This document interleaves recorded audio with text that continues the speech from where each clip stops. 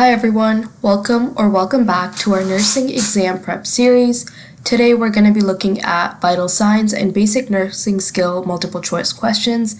So let's get started with question number 1. So what is the normal range for an adult's oral temperature? Is it A, 35 to 36 degrees, B, 36.5 to 37.5, C, 37.5 to 38.5, or D, 34 to 35 degrees Celsius? And the answer is B, 36.5 to 37.5 degrees Celsius. Question number 2. What artery is commonly used to assess pulse rate in adults? Is it A, the carotid artery, B, brachial artery, C, radial artery, or D, femoral artery? And the answer is C, the radial artery. Moving on to question number 3. The normal range of respiratory rate for a healthy adult is 8 to 10 breaths per minute, B, 12 to 20 breaths per minute, C, 20 to 28 breaths per minute, or D, 28 to 36 breaths per minute. And the answer is B, 12 to 20 breaths per minute. Question number 4. When measuring blood pressure, the cuff should be placed, is it A, above the wrist joint, B, on the lower arm, C, on the upper arm with bladder over the brachial artery, or D, on the forearm? And the answer is C, so on the upper arm with the bladder over the brachial artery. Question number 5. Which of the following readings indicates hypertension? Is it A, 120 over 80, B, 110 over 70, or C, 140 over 90, or D, 90 over 60? And the answer is C, 140 over 90 millimeter of mercury. Question number 6. The apical pulse is located at, is it A, wrist, B, the neck, C, groin, or D, fifth intercostal space at the midclavicular line? And the answer is D, the fifth intercostal space at the midclavicular line. Question number 7. Which of the following is not considered a vital sign? Is it A, temperature, B, height, C, respiration, or D, pulse? And the answer is B, the height. Moving on to question number 8. Before taking an oral temperature, the nurse should ensure that the patient has not A, drunk water in the last 15 minutes, B, smoked or consumed hot or cold beverages in the last 15 to 30 minutes, C, taken medication in the last 6 hours, or D, slept in the last hour.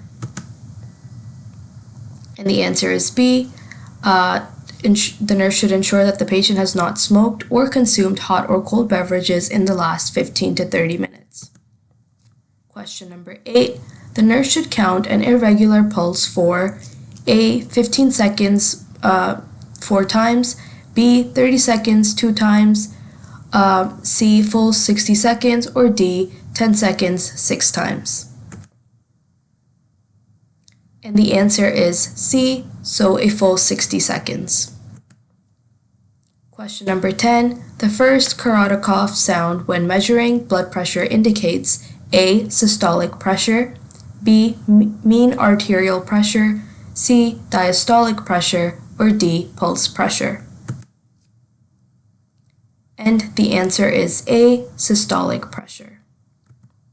Question number 11. Which position is best for assessing the apical pulse?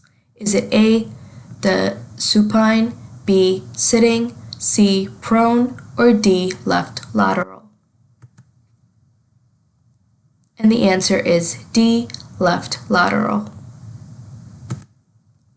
Question number 12. When measuring radial pulse, the nurse should use, is it A, the thumb, B, index and middle fingers, C, the palm, or B, back of the hand?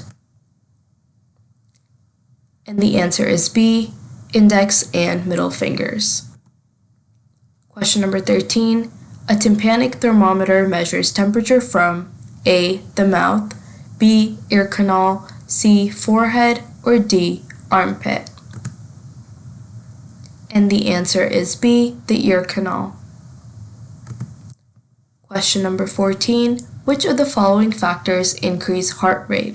Is it A, hypothermia, B, sleep, C, anxiety or stress, or D, beta blockers?